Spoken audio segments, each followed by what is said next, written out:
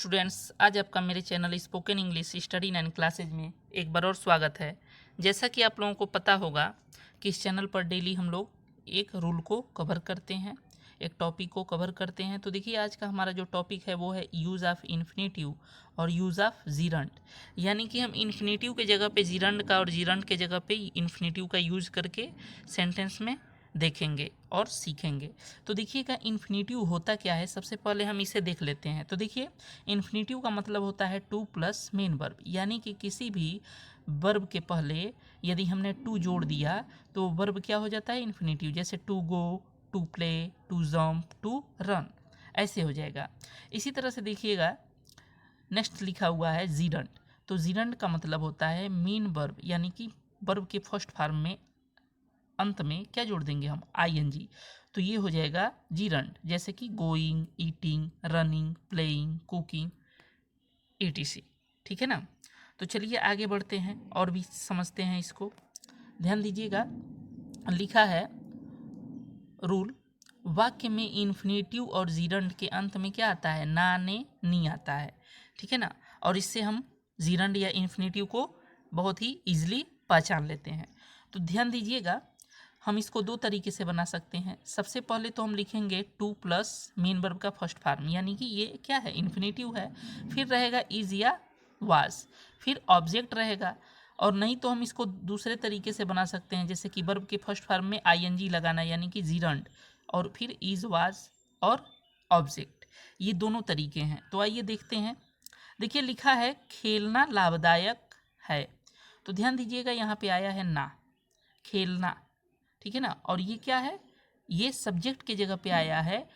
और क्या है, ये इन्फिनेटिव है या जीरंड है। हम इसको दोनों तरीके से प्रयोग कर सकते हैं।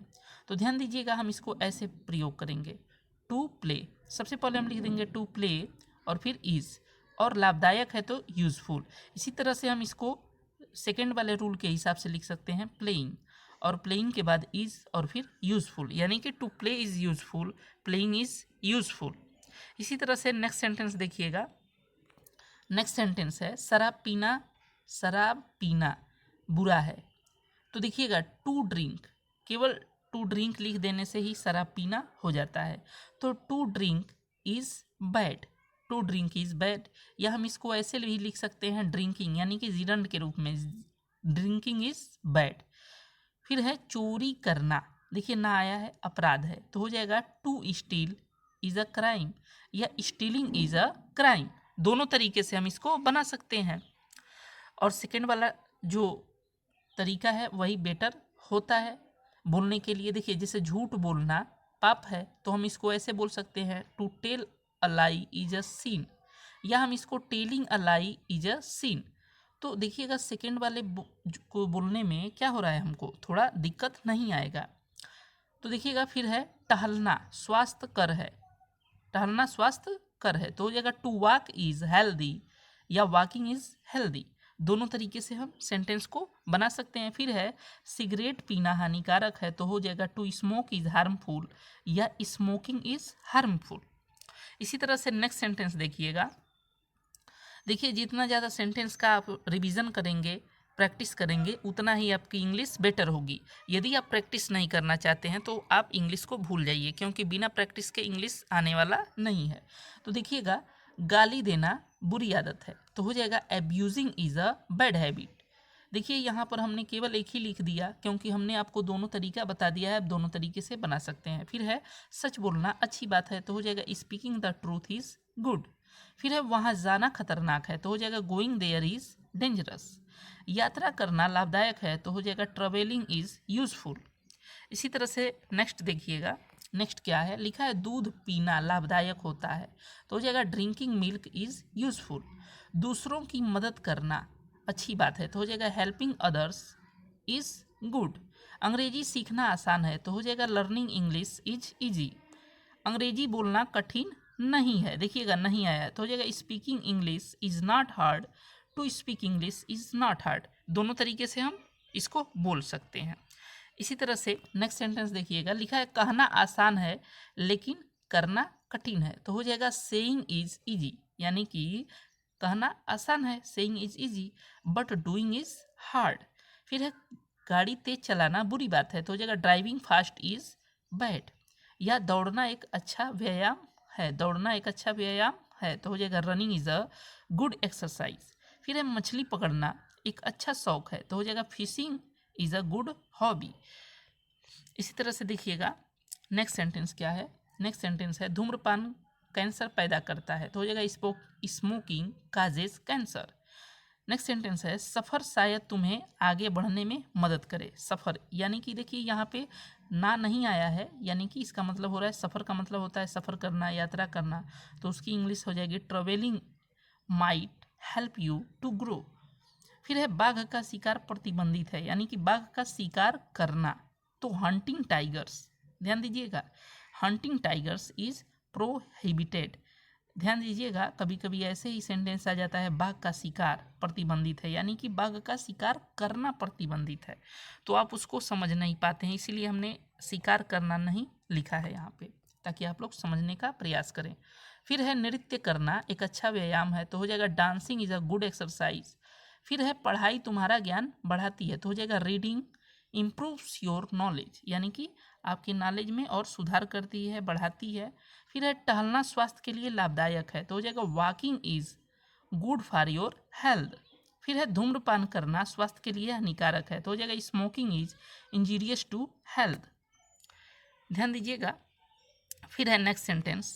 नेक्स्ट सेंटेंस है उपन्यास पढ़ना मेरा प्रिय शौक है, तो हो जाएगा reading novels is my hobby. फिर है प्रतिदिन कम से कम 7 घंटा अच्छे से स्वास्थ्य के लिए आवश्यक है, अच्छे स्वास्थ्य के लिए आवश्यक है। ध्यान दीजिएगा लिखा है प्रतिदिन कम से कम 7 घंटा सोना अच्छे स्वास्थ्य के लिए आवश्यक है, तो हो जाएगा स्लीपिंग एट लिस्ट का मतलब होता है कम से कम, यहाँ पे 6 दे दिया है, 7 रहेगा, 7 hours a day is necessary for good health. ध्यान दीजिएगा sleeping at least 6 hours a day is necessary for good health. फिर शराब पीना बुरी लत है, तो हो जाएगा drinking wine is a bad habit. यदि आप केवल ड्रिंकिंग लिख देते हैं तो भी सही है। फिर देखिएगा लिखा है धारा प्रवाह अंग्रेजी बोलना समय की मांग है, धारा प्रवाह अंग्रेजी बोलना समय की मांग है, यानी कि धारा प्रवाह का मतलब होता है बहुत ही अच्छे तरीके से, तो हो जाएगा speaking fluent English is the demand of the hour, ठीक है ना।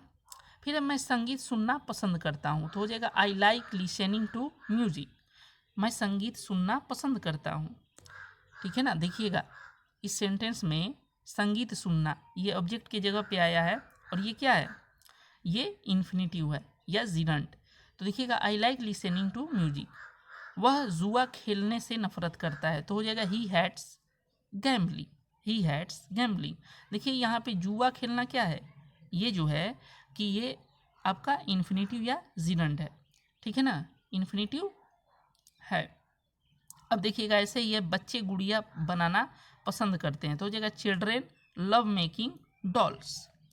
नेक्स्ट सेंटेंस देखिएगा पढ़ाना मुझे अच्छा लगता है, तो देखिएगा आई लाइक मुझे अच्छा लगता है क्या, तो पढ़ाना टीचिंग, ये सब ऑब्जेक्ट की जगह पे आ रहे हैं। फिर है रोशन क्रिकेट खेलना पसंद करता है, तो हो जाएगा रोशन लाइक्स, रोशन पसंद करता है क्या, तो क्रिकेट खेलना प्लेइंग क्रिकेट। फिर है मैं काफ़ी पीने का शौकीन हूँ, तो हो जाएगा I am fond of drinking coffee. देखिएगा फॉन्ड ऑफ के बाद हमेशा वर्ब किस फॉर्म में आता है, तो आईएनजी फॉर्म में, इन्फिनिटिव नहीं आएगा। वह गाड़ी चलाने में अच्छा है, तो हो जाएगा he is good at driving, वह गाड़ी चलाने में अच्छा है, वह अच्छा है किस में अच्छा है, तो गाड़ी चलाने में। उसी तरह से देखिएगा नेक्स्ट सेंटेंस है उसे जुआ खेलने की लत है, तो हो जाएगा he is addicted to gambling. फिर रितिका पत्रकार बनने की सोच रही है, यहाँ पे रोच रही है नहीं रहेगा, सोच रही है, तो हो जाएगा Ritika is thinking of being a journalist. फिर है राहुल को पढ़ने का शौक है, तो हो जाएगा Rahul is fond of reading. फिर इसी तरह से नेक्स्ट सेंटेंस देखिएगा, नेक्स्ट सेंटेंस है अनु और आभा गणित में अच्छे हैं, तो हो जाएगा Anu and Abha are good at mathematics. तो आज के लिए इतना ही, आई होप आप लोगों को समझ में आया होगा। तो चैनल को शेयर कीजिए, सब्सक्राइब कीजिए और बेल आइकन को भी प्रेस करें ताकि मेरे वीडियोज़ का नोटिफिकेशन पहुंचता रहे। मिलते हैं अगले वीडियो में एक नए रूल के साथ, तब तक के लिए धन्यवाद।